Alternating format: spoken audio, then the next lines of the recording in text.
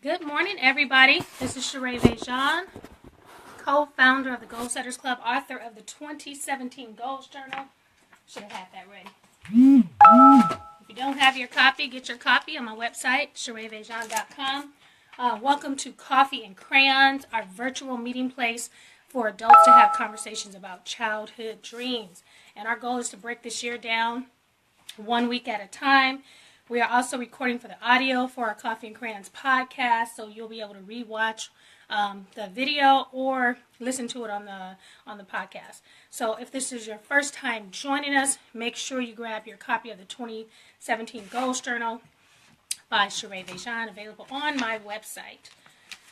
So this week's topic is respect the process of goal setting. I can't believe we're already in the month of March. In the natural world, everything has a gestation period. You know, a seed of corn takes 70 to 90 days to sprout. Humans take about 9 months of gestation. Also, goals and dreams need a gestation period as well before they take root and grow. Therefore, we have to be patient. So this week's lesson is to visualize success by respecting the process. But we're going to do it from a practical and realistic viewpoint. I love vision boards. I got vision boards all in my hallway. Those of you who have been over my house, you probably see signs. There's signs, here throughout the house. However, there is a reality of goal setting. And so we're going to look at it today from a seed point of view. So I'm going to use these two examples. So I got these little, so this is seed 1. Well, this is exhibit A. And then this is exhibit B. So let's talk about 1. So say this is corn. We talked about, I did the research on corn. It takes like 90 days. It has to have 60 to 100 frost-free days to reach the harvest. The temperature has to be between 60 and 95 Fahrenheit. And corn that's planted in cold, wet soil is unlikely to germinate. So if you're trying to grow corn the same way you're trying to grow something else, it's not going to work if you don't read the, instructions. So let's pretend like this is our goal. This is goal. And this is what it looks like on day 1. So you planted the seed, you committed to the process, you know it's going to take 60 to 90 days, you know what kind of sunlight you have to have, you know it can't be wet or cold. So here's what day 1 looks like, okay? Now, day 5. Here's what day 5 looks like. Here's what day 30 looks like. Here's what day 40 looks like. Here's what day 60 looks like. So day 60, I'm like, where's the corn at? Where's my corn? I read the directions. I did the research. I got the right soil. I put the right seed in. And now I'm frustrated because I've been working hard. I don't see it. People around me don't see it. People come by and be like, okay, that's nothing. They don't know the type of work that I put in. They don't know this is day 60. They don't know that I've been struggling and being committed and getting up every morning to water. And this is what it still looks like. Day 1 still looking like day 60. But what happens when you hang in there? You got to hang in there in order to see this, in order to see the results. And so that's the lesson for today, is respecting the process of goal setting. You can't get corn in 2 days. You can't get corn in 4 days. Not if you're going from seed to gestation. So, if you're like me, sometimes I get frustrated. I sit down to write a book. I think it's going to take me 40 days. It's like day 60. It's like a year. It's like 2 years. It's like, oh, this book was going to be easy. And then once you start doing the research and once you start preparing and processing, it's like, okay, this is going to be a little bit, it'll take a little bit longer. So my pastor, I'm a member of Abundant Living, and my pastor just planted fruit trees and vegetable trees all over the church. And so his goal was one day the church will be able to come to church and then leave with food. And there's some trees, I want to say he planted an almond tree or a cashew tree or something like that. And I think he said it took like 40 years. I'm not sure. But he said some of those trees won't even be fully grown if he's still alive. But his goal was this is for the community. This is for the next generation. So when he comes and he walks through the campus, he's not going to get discouraged by some of those trees that haven't grown yet, because he already knows the process. He's respecting the process. I'm going to do the growing, but I probably won't do the reaping, or I probably won't do the, he may not do the watering. He may have just been the visionary to say, hey, we need to plant this, and now I need you guys to take responsibility to make sure it grows and make sure it's available for the next generation. So some of your goals are for you, and some of your goals might be legacy goals, leaving a legacy for the future. So respect the process again. So we talked about corn taking about 60 to 90 days. Elephants have the longest gestation period of all mammals. They carry their babies for like 22 months, almost 2 years. So if the elephant is trying to have a baby at the same time as a human is trying to have a baby, they're going to get frustrated, because we got 9 months and they got 22 months. And for me, I say approximately 9 months for kids. I have 3 kids, and all of my kids were born premature. Kennedy was like almost October, November, December, almost 3 months. You know, Reginald, Jasmine, and each birth was different. You know, Reginald, I worked hard. You know, I think I worked 2 jobs with Reginald. You know, Kennedy, I had a business. Jasmine, I had to get off work. I had to be on bed rest. I had to not get up. I think they gave me an hour. Couldn't be on the computer, couldn't stand up, couldn't sit at the chair. It's like either you choose to work or you choose to have the baby. You figure out which one you want to do. And based on that, that's where you're going to be. And so each birth was different. Each length of time was different. Each how I took care of myself was different. How I had to eat was different with each birth. So depending on what's being birthed, what's being developed, what's being created, there's a different gestation period, a different atmosphere, a different process. So becoming a doctor is going to require something different than becoming a teacher or a beautician or a restaurant manager. So each week on the Coffee and Crayons, I like to give you 1 challenge, and I like to give you 3 tips. So our challenge for this week is to visualize our success through realistic lenses, to know that it's going to take some time. When you purchase a seed, I think you can still purchase seeds. You know, in like Home Depot, when you purchase the seed and in the pack, you know, when we were in school, we used to plant, and then we had the little popsicle stick, and then we would plant it, and then we would turn over the seed packet so we could see what it's supposed to look like. So as it starts to grow, we'd be like, yeah, it looks like that. Or to get encouraged to say one day, you know, you keep looking, okay, it's going to take 2 months. Okay, in 2 months it should look like this. So take the time to research so you respect the process with the patience and the appreciation. Keep looking at the picture and say it's coming, it's going to happen, but this is the required time that it's going to take. If you want to play the guitar, how long does it take to play the guitar? What kind of guitar are you going to play? You know, how do your fingers need to be? You know, because I've heard some, you can't have nails. My daughter plays the guitar. She started getting calluses on your fingers. So, you know, what's the best lotion to use? What's the best soap to use? What do you use for your hands? How do you take care of it? It's not just playing the guitar. It's like, how are you going to learn to play? Are you going to take a class? You're going to watch a video? You're going to do a CD? You're going to do it on YouTube? Are you going to play by ear? You're going to just watch somebody and play? Are you going to learn the actual music? So it matters how you start, because that's going to determine how you finish. And you can't base your finish on somebody else's finish. It's going to be based on that research. It's going to be based on how you start. It's going to be based on what materials you use, how fast you get ahead. So here are my 3 tips. I try to give you 3 tips. 1, do the research. 2, prepare. And 3, enjoy. So do the research. You know the hows, know the whats, the wins of your goal progress. 2, prepare. You know, based on your research, be prepared so you're not surprised. You know, decide if you're going to crock pot it, or microwave it. And what I mean by that, you know, when you start with a seed, it's a longer process. You start with a seed, you're going from beginning to end. You're planning, you're researching, you're watering, you're checking the sunlight, you're doing this. But when you microwave it, you can also buy a plant that's already done. You could buy a lemon tree that's already half grown that you could just go ahead and plant. You don't have to start from seed. But if you start from seed, one thing about that, if something ever happens, if it dies, if you forget to water it, if you have to start all over again, the person who started with the seed, they're going to know how to start all over again. They're going to know because they already got, okay, I can do this again. I can rebuild again.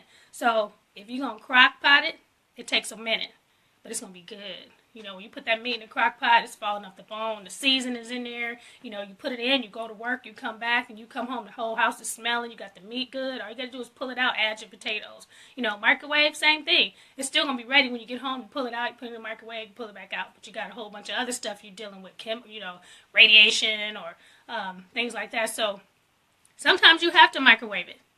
You know, there was a time, my grandmother, I never remember her opening a can or a box, and everything was homemade. You know, our greens were outside. Girl, go get me some greens. I pick the greens, I bring them in. We had peaches outside. She made peach cobbler, the apples. You know, everything was outside in the backyard. When it got it, she put it together. I think there was one Thanksgiving, and I had always been like that. I had said, well, I can't cook from a can or cook from a box, because then that's not real cooking. You know, I'm not a real mother if I don't cook from scratch. But with 3 kids and a job and a business, you know, it became more difficult for me to cook from scratch. But I still felt guilty, so I was tired. And I remember I would make my kids lunch, you know, homemade lunch. And one of the girls from my church was saying, you know what? It's okay if you don't make your kids a lunch every day. You know, my mom gave me money, and I was okay with that. Matter of fact, I was able to get the money and go and get in the lunch line and have lunch with my friends. And that was a better experience than having lunch. Took me a minute, but I started doing it. Hey, you know, here's some lunch money. Go ahead. The first time I did that, I felt so bad. And I think my kids was like, yeah, you know, we get to eat in the lunch line. We get to eat with our friends.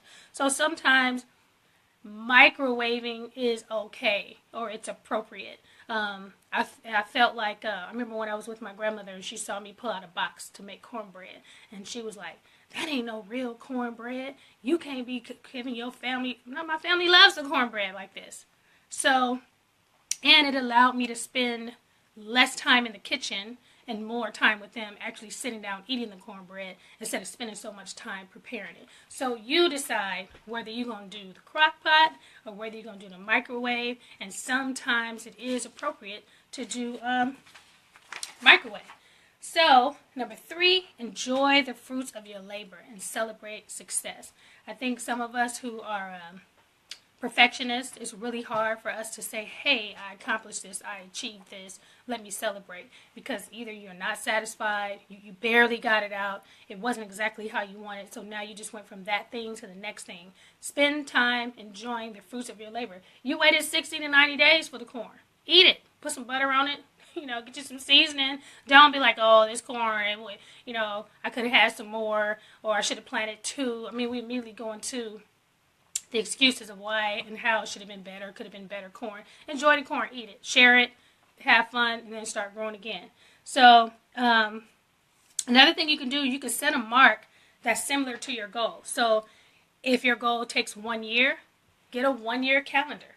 And even though it's going to be a long process, every day, just mark it off. Day 1, day 2, day 3.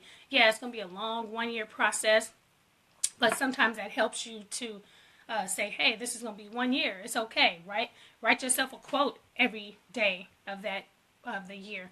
Put a heart, put a smiley face, you know, to keep it exciting and say, hey, I only got 300 more days to go.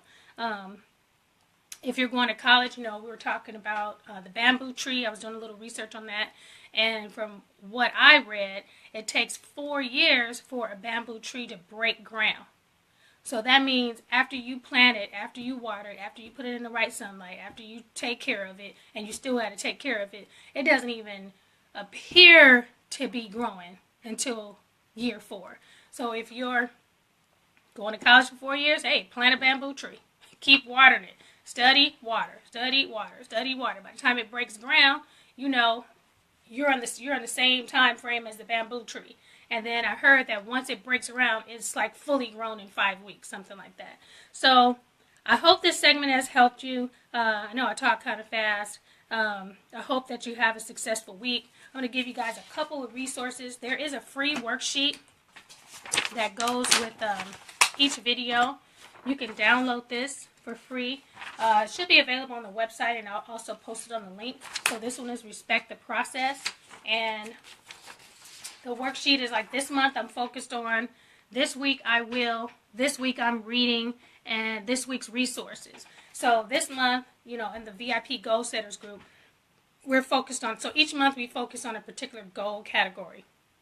January was health and fitness, February was relationships, and then this month is Money March. So we focus on our money. This week you're going to set up some type of system to help you respect the process of goal setting. If your goal is going to take 4 years, set up something in place that keeps you encouraged during those 4 years. Something that you can do to help pass that time away and not get discouraged. If it takes 1 year, get you a 1-year calendar. If it takes 90 days, get you a little plant that takes 90 days and keep watering and keep growing and keep it by the kitchen. So as you water that, as you pay attention to that, you kind of know that you're on the same time frame as that. By the time that hits and grows, this should be where you need it to be. This week I'm reading. I have a 100 book challenge. So our goal is to read 100 books a year. I'm on Goodreads, so I'll post that link too. You could join that Book Reads Club, and you can see what I'm reading throughout the year. And resources. I didn't have that many resources. Sometimes during the videos, if I watched a documentary or if I read a book or a good article, I'll mention those resources here and I'll give you those links. But you might have resources that, from the video, you figured out there's something that you can do. And these are just notes. So these are the weekly accountability sheets. They're available every week on my website. And I do want to give a shout out to my daughter Jasmine, who's sitting here, and Kennedy's probably listening in their room. They have is it CIF today? They have a CIF championship this morning at Azusa Pacific. So those of you who are watching the broadcast, pray for them. Hopefully, not hopefully, they will come home with that ring today. That's the goal.